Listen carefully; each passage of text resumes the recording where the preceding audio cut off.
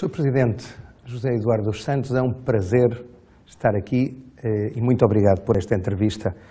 A primeira pergunta em retrospectiva, como vê o desenvolvimento de Angola durante um pouco mais da última década, eu diria desde o fim da Guerra Civil no ano 2002?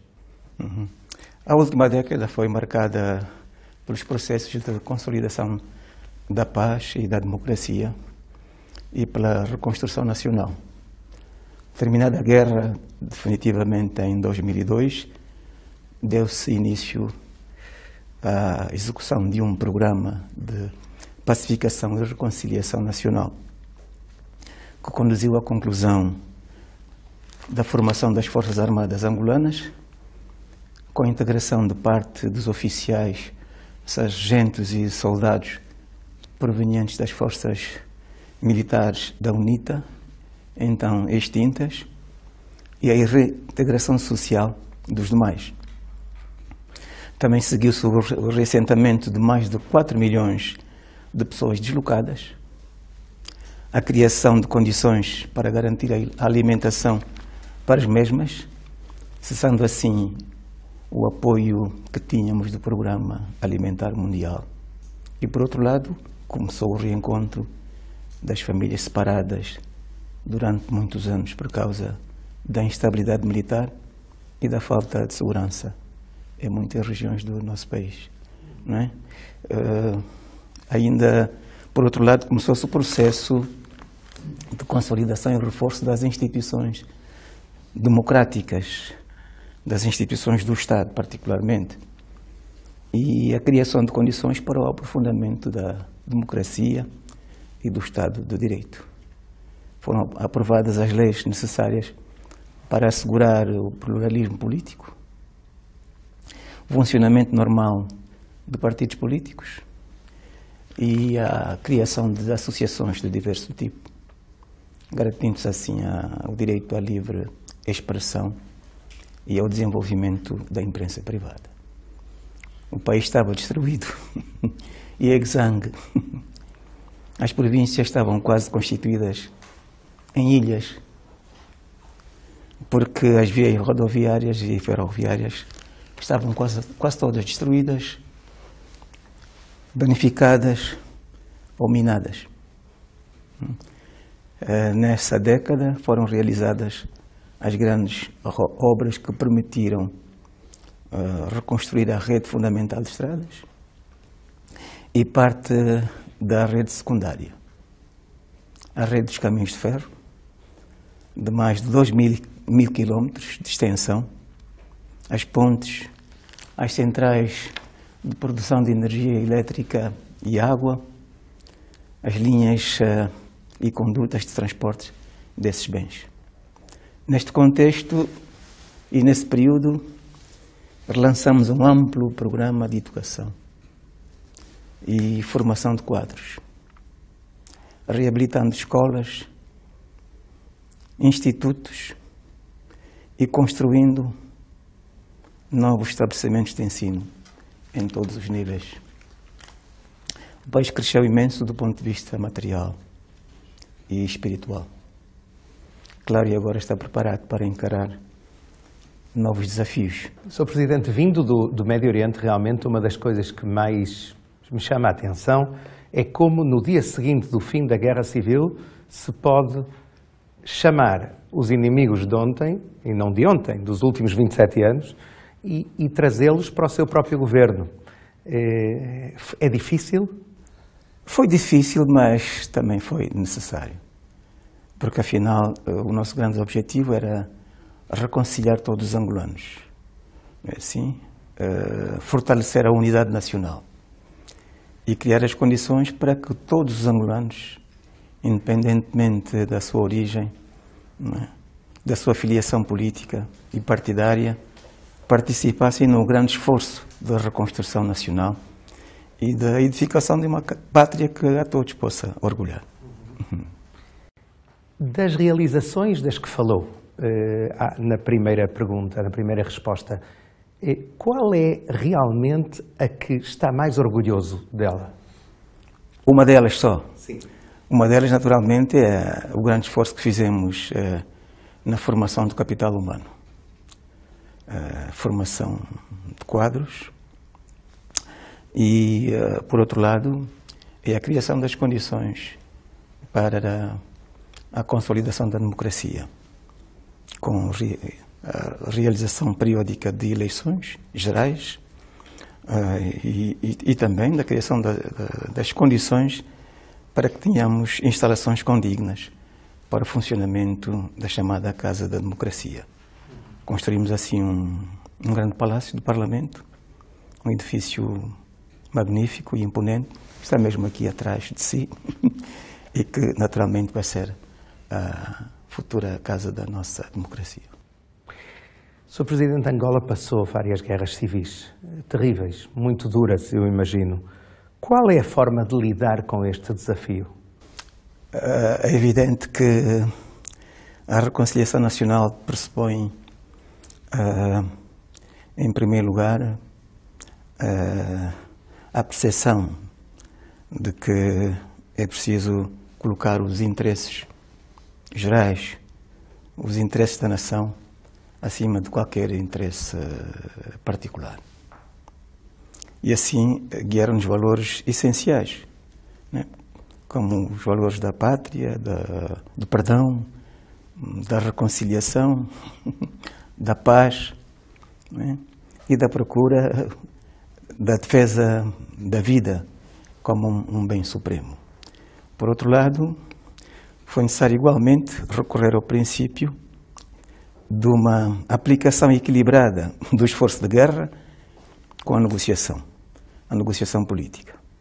Mas uma negociação que tivesse em conta os interesses de todas as partes e procurasse uma solução de equilíbrio, em alguns casos consensual, para os problemas nacionais. E como é que se faz isso na prática?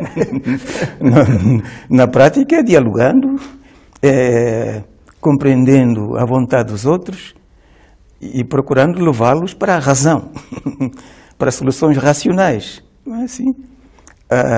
Que acabem por trazer conforto a todos e que acabem também por criar um quadro em que todos possam encontrar uma realização pessoal, a realização dos seus sonhos individuais, mas também dentro de um contexto mais geral do sonho de todo o povo angolano. Algum episódio que se lembre concreto que talvez mostre a complexidade do que se fez aqui em Angola? Houve vários episódios.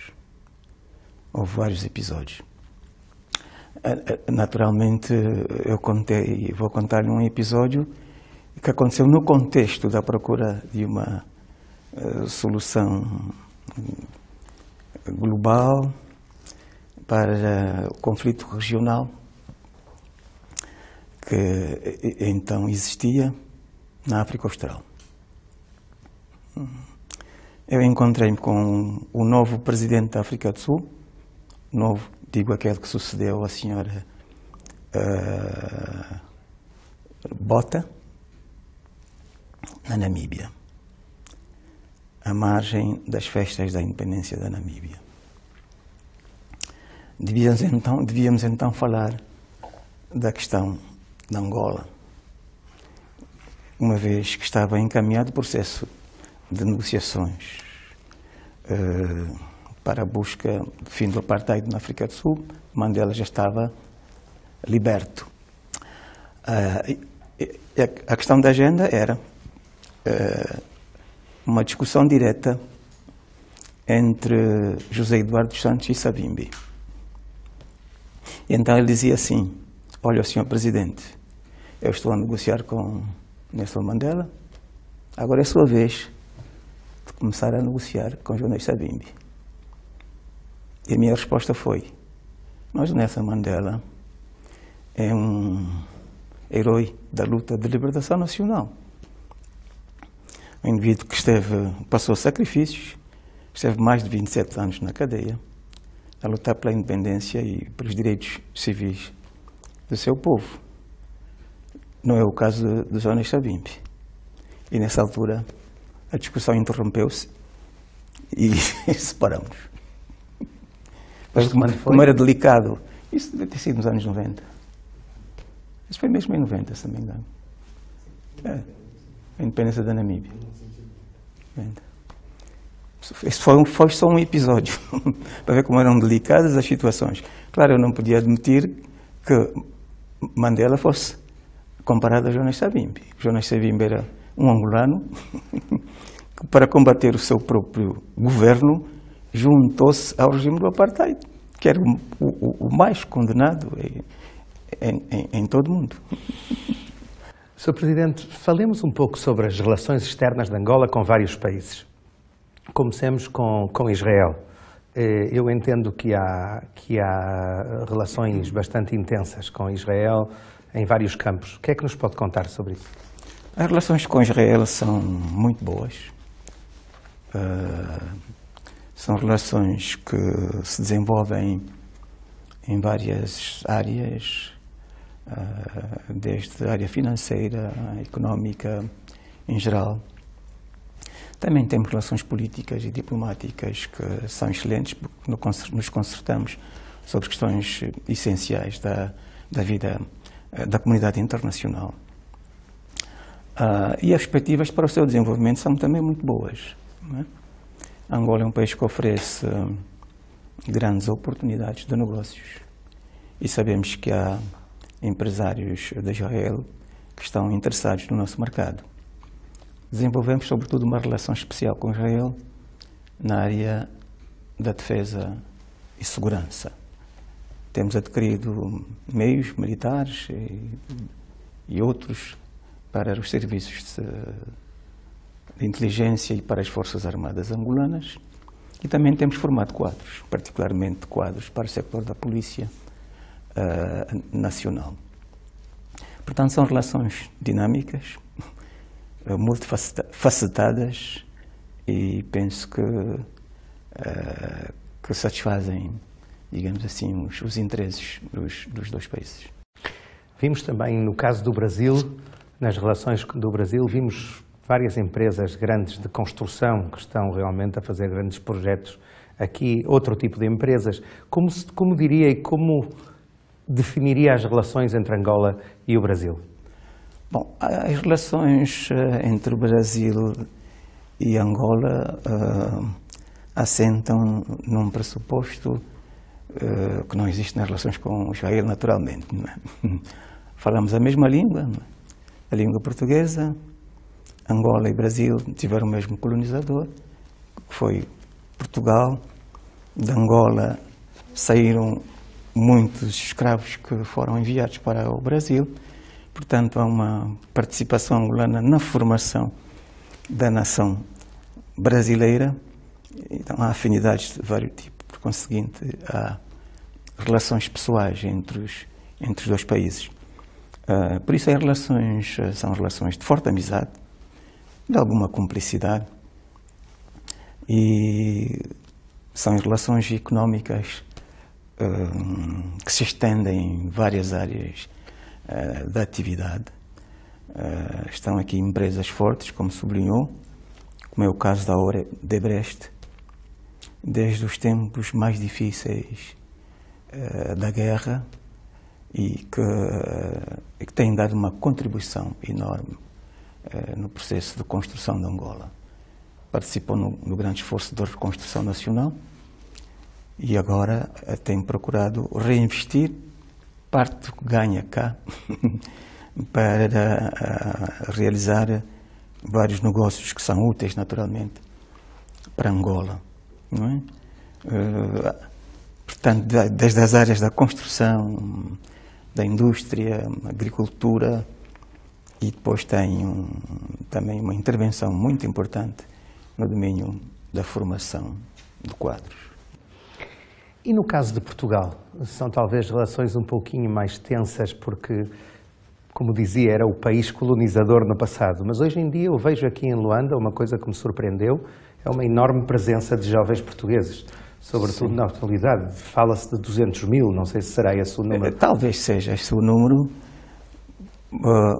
Nós já não nos guiamos por padrões do relacionamento do passado, não é? Vemos uma nova era, Somos dois países soberanos. Angola tornou-se independente em 1975.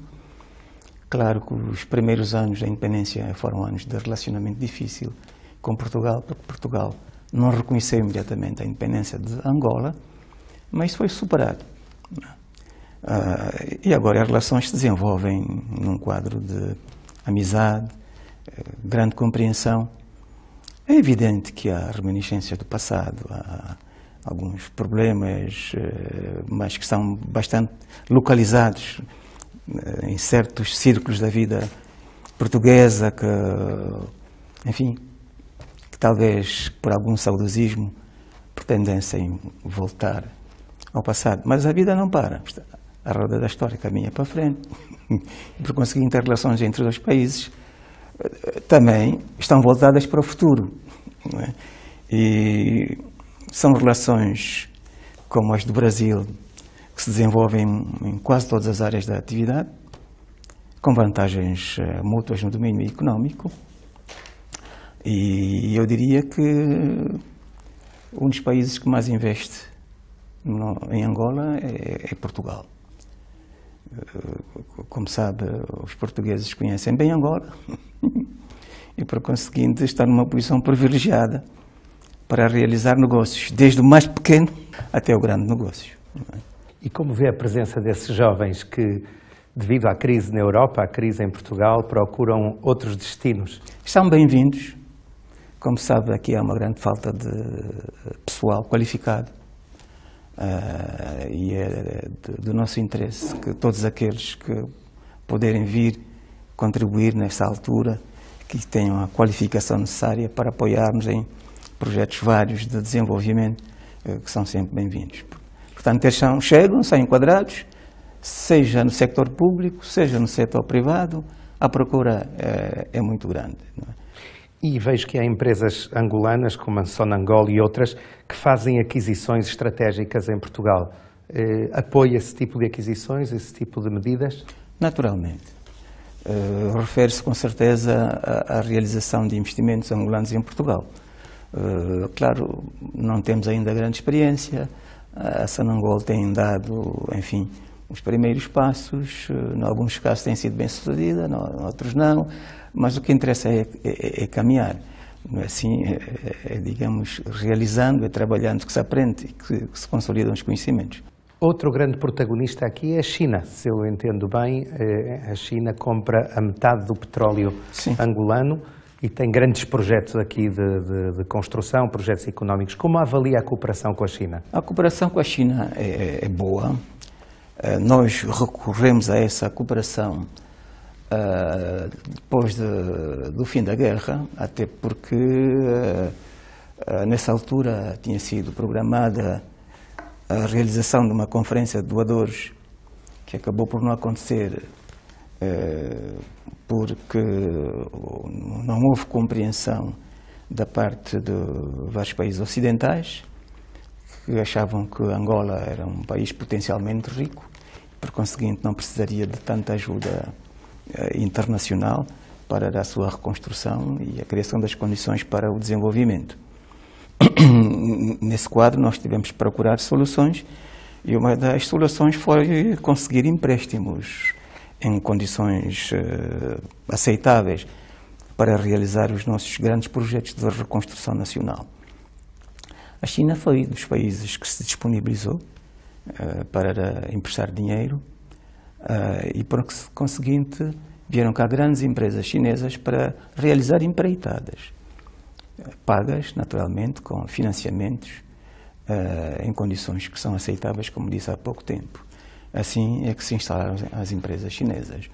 Não podemos dizer que haja grande investimento direto ou outro da parte de entidades chinesas. Começam agora algumas empresas chinesas a realizarem investimentos, mas a nossa relação é sobretudo baseada na contratação de empreitadas, sobretudo de construção civil e na importação, portanto, compra de bens e serviços. Eu ouvi algumas críticas de outras companhias, de outros países, ao tipo de construção da China. Talvez seja rivalidade entre empresas, mas como eu acho que sim. vê isso? Eu acho que é rivalidade entre empresas porque as construções são de boa qualidade, não é assim? E normalmente são empresas que trabalham muito depressa. Por conseguinte, basta ver que em 3 anos construíram aqui uma cidade com cerca de 20 mil apartamentos, isso para cerca de 200 mil habitantes. Vimos aqui a sul de Luanda, e a uns 20 quilómetros pode ir lá e ver, para constatar a qualidade assim, dos edifícios e da infraestrutura. E o Sr. Presidente prometeu 1 milhão de apartamentos nos próximos anos. Naturalmente é uma meta que continua por realizar. Falamos dos últimos 11 anos, desde a Guerra Civil. Quais são os desafios de Angola no presente e o que gostaria de melhorar no país, cara ao futuro, no governo, na população? Quais seriam os desafios realmente mais importantes? Bom, os desafios para Angola, naturalmente, continuam a ser o da formação de pessoal qualificado, não é assim? De manter a estabilidade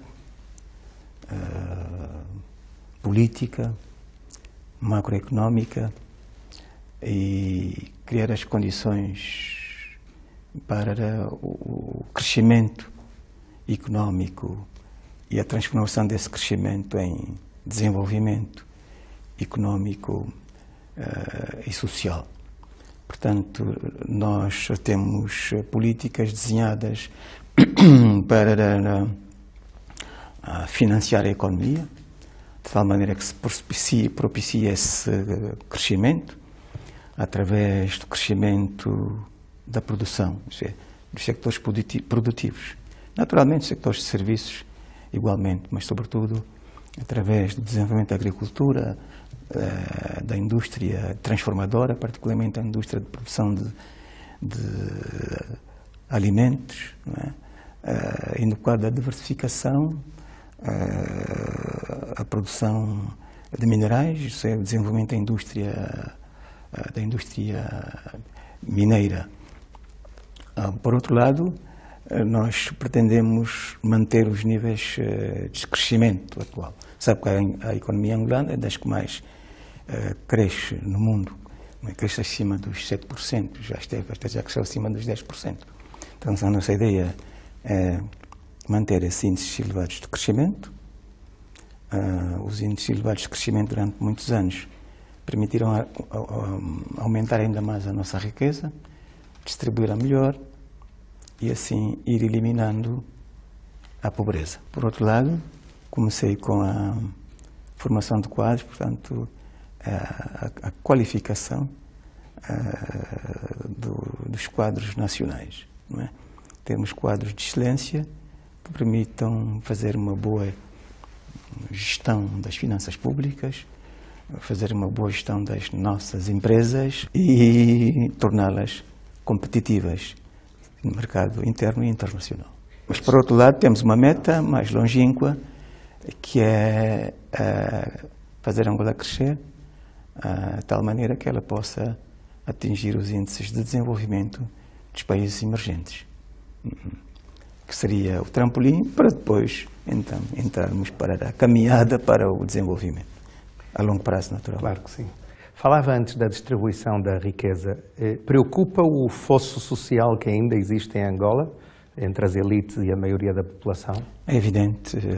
Bom, isto não é um fenómeno apenas de Angola, não é? Aliás, é um assunto que hoje é debatido em várias partes do mundo e, sobretudo, na Europa. É o velho problema entre a esquerda e a direita, não é? Onde fica concentrada a riqueza. Mas pronto, a política que nós seguimos, que é a política do nosso partido, é a de combater as assimetrias. Primeiro são assimetrias regionais, combater as desigualdades e, sobretudo, reduzir o fosso entre os que são os mais ricos e os mais pobres. Nós temos um problema sério, não é? Que é uma herança pesada, que vem ainda do tempo colonial, que é o subdesenvolvimento. o subdesenvolvimento, em palavras mais simples, se traduz na pobreza, na falta de conhecimento, por as pessoas não terem em tempo oportuno acesso à escolaridade, enfim, ao conhecimento. Portanto, preocupa-nos naturalmente que ainda os índices de pobreza são elevados. Estamos a cerca de 35%, 36%, assim, de pobres em Angola. Fazemos um esforço grande, temos um programa de combate à pobreza e o desenvolvimento rural, porque a pobreza está sobretudo nas populações que vivem nas áreas rurais e na periferia das cidades. Portanto, temos programas bem direcionados, temos objetivos traçados para que a pobreza seja erradicada. Se não erradicada, pelo menos reduzida ao máximo possível nos próximos anos. Portanto, quando falamos em redistribuição da riqueza, queremos dizer, em primeiro lugar, garantir um crescimento sustentado da economia, produzir mais e redistribuí-la melhor. O que significa ter uma boa política fiscal, garanta arrecadar receitas suficientes para direcioná-las para resolver os problemas sociais, cumprindo assim a responsabilidade social do Estado, na área da educação, da saúde, da proteção social, assistência social, etc. Falava de que isto é um fenómeno em todo o mundo, não há dúvida. Também acontece o mesmo com a corrupção. Que métodos é que o seu governo utiliza, Sr. Presidente, para tentar ultrapassar o fenómeno da corrupção? Bom, não sei se algum dia vamos ultrapassar esse fenómeno. Sabe que deverá ser dos mais antigos do mundo e que existe em todos os países, infelizmente mesmo nos mais desenvolvidos. É evidente que os esforços dos governos devem estar orientados para a redução desse fenómeno, tornando-o menos relevante ou irrelevante, digamos, na sociedade. E é o que nós fazemos. Portanto, temos políticas direcionadas para combater a corrupção, designadamente a melhoria periódica das remunerações dos servidores públicos, não é assim? O reforço da atuação do Tribunal de Contas. Temos um Tribunal de Contas que fiscaliza as contas do Estado, também faz o julgamento das contas. Assim. Por outro lado, quando há desvios, quando são detectados desvios, né, os seus atores são responsabilizados, e sempre nos termos da lei. Mas também é realizada uma campanha constante de educação, assim, para que os cidadãos, digamos, respeitem o património do Estado, os bens públicos, não é? E evitem de fazer uso do que não lhes pertence. Sr. Presidente, depois de ter feito algumas entrevistas aqui em Luanda a distintas personalidades, entendo que a estabilidade política e militar do país, 38 anos depois da independência, está assegurada neste momento. E a instabilidade social, como é que a vê? A instabilidade social. Bom, não temos, pelo menos na minha percepção, assim à vista, qualquer risco de instabilidade social neste momento. Não é? Porque, como já lhe disse há pouco tempo, o governo está sempre preocupado com os problemas de caráter social e dá uma atenção muito particular à execução da sua agenda social. Isto é, procura resolver os problemas da saúde, não é?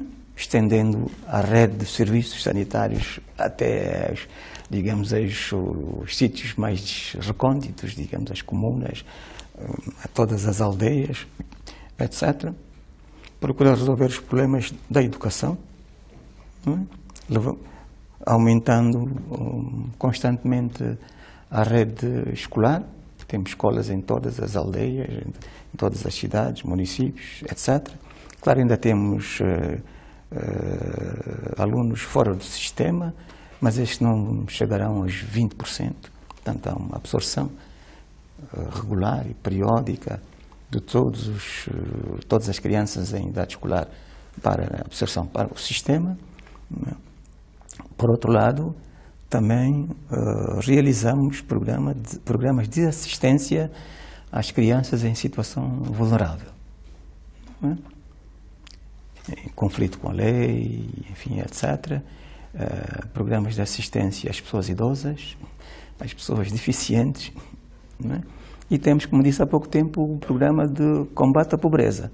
A partir deste programa, procuramos mobilizar a sociedade para um esforço conjugado no sentido de atacar os problemas mais prementes. Portanto, eu penso que a sociedade, consciente desse esforço do governo e até com a sua própria participação, não é assim, esbate todos os fatores conducentes a uma possível perturbação ou instabilidade social. Não quer dizer que não haja focos, né? Quando em vez há pequenos grupos de jovens que se organizam para realizar manifestações, particularmente em Luanda, mas onde nunca reuniram mais de 300 pessoas.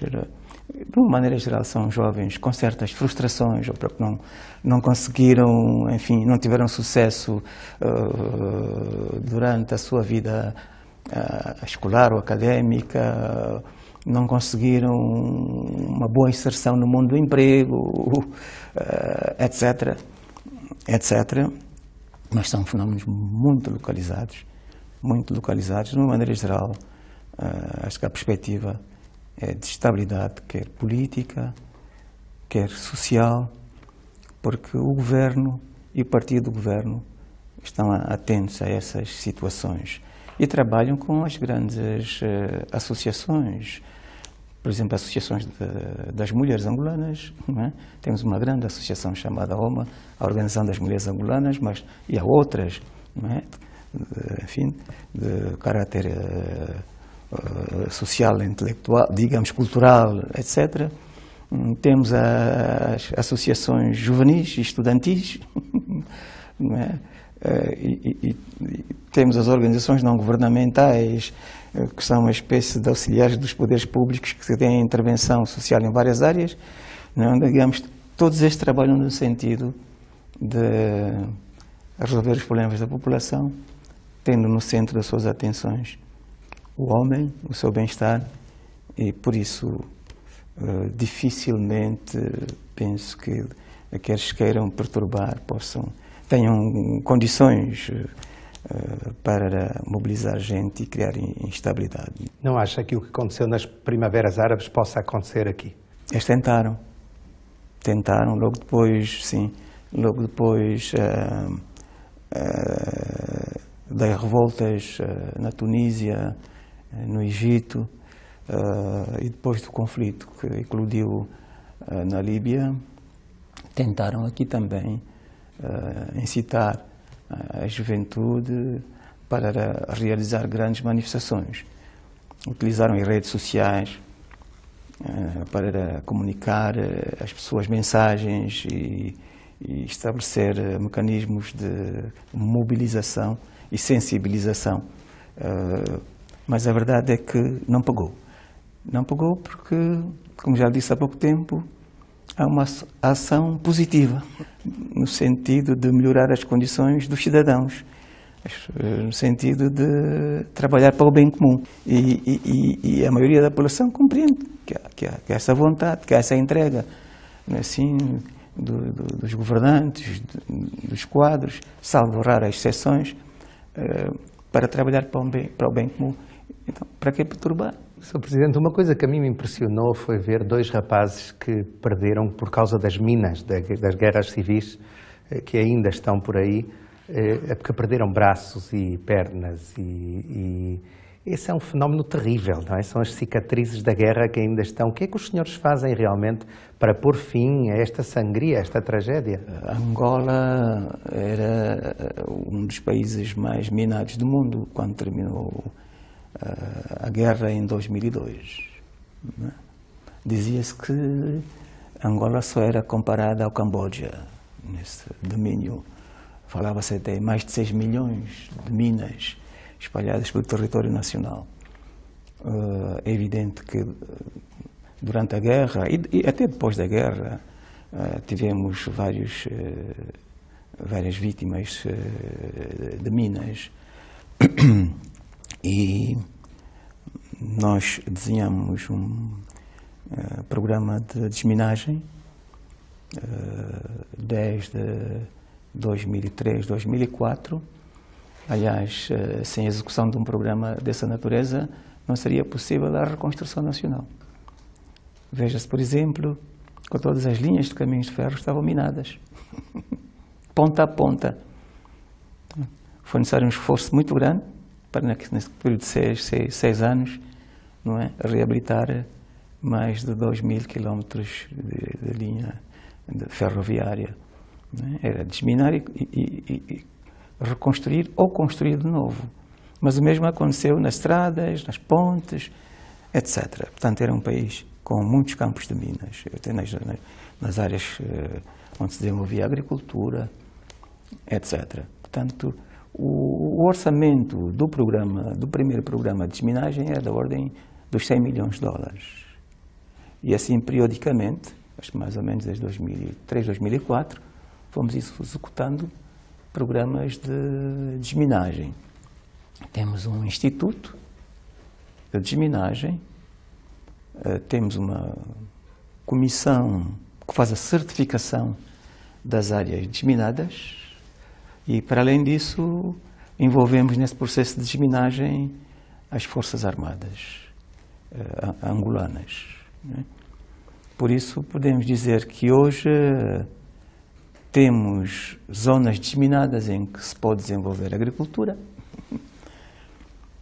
Temos as zonas desminadas por onde passam as linhas de transporte da energia elétrica. Evidentemente que é um processo que continua. E temos mais ou menos as zonas sinalizadas, onde há perigo de minas, para proteger a população. Sr. Presidente, estamos perto do fim. Realmente, José Eduardo dos Santos é o Presidente de Angola há já bastantes anos. É um dos líderes, penso eu, que está mais anos no poder na África. É um dos poucos. Exatamente.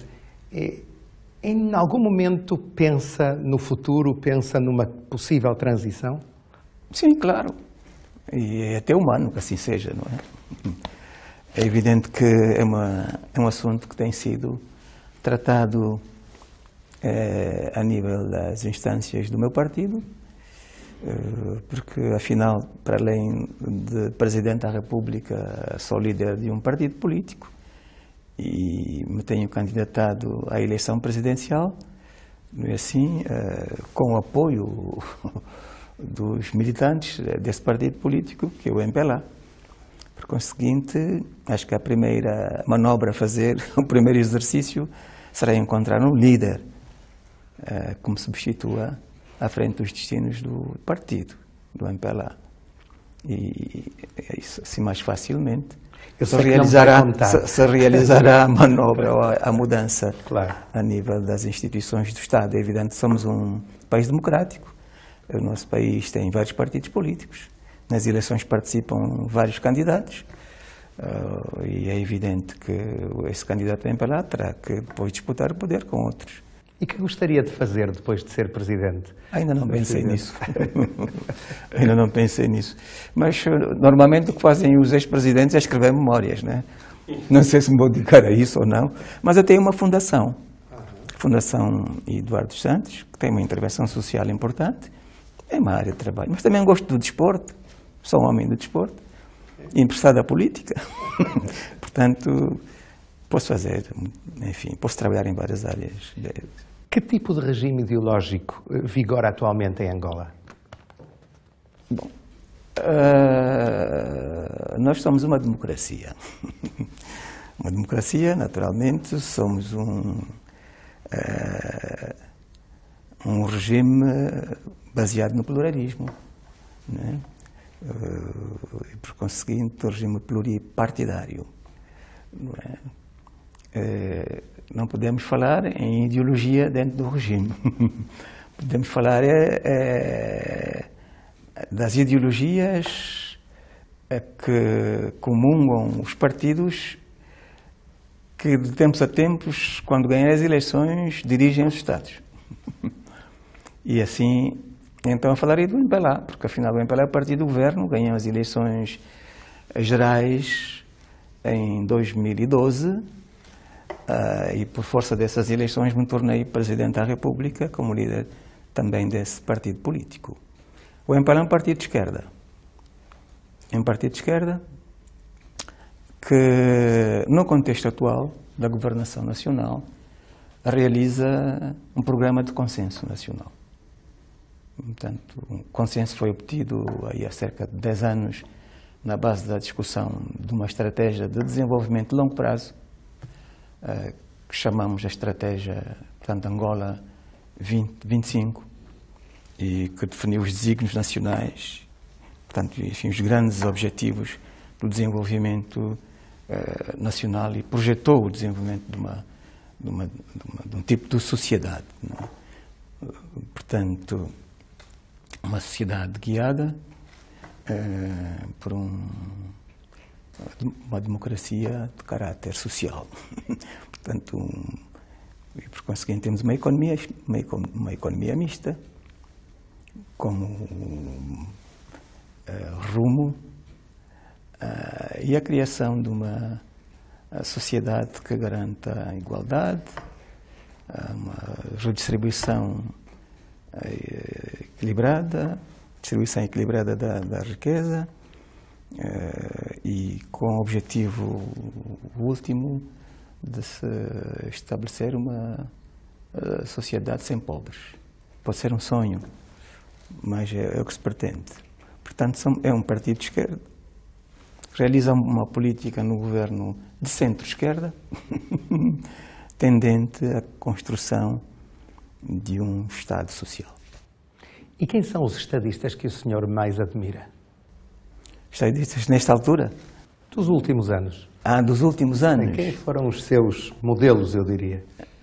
Nos últimos anos tem sido difícil encontrar modelos. É um mundo muito confuso, muito complicado.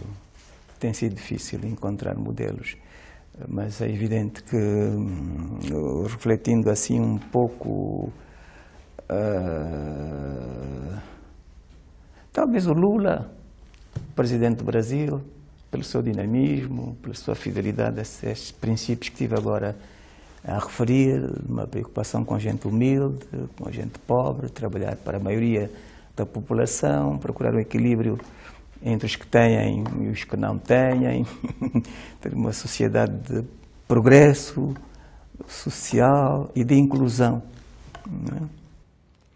E qual é o seu grande sonho para Angola? É esse, uma sociedade inclusiva, em que todos se sintam bem, em que todos beneficiem da prosperidade. Sr. Presidente, dentro de muitos anos, é a última pergunta, nos livros de história falarão de José Eduardo dos Santos como uma figura da história de Angola, que escreveu a história de Angola, com os seus atos e com as suas decisões. Como gostaria de ser recordado na história? Como um bom patriota. Como um bom patriota.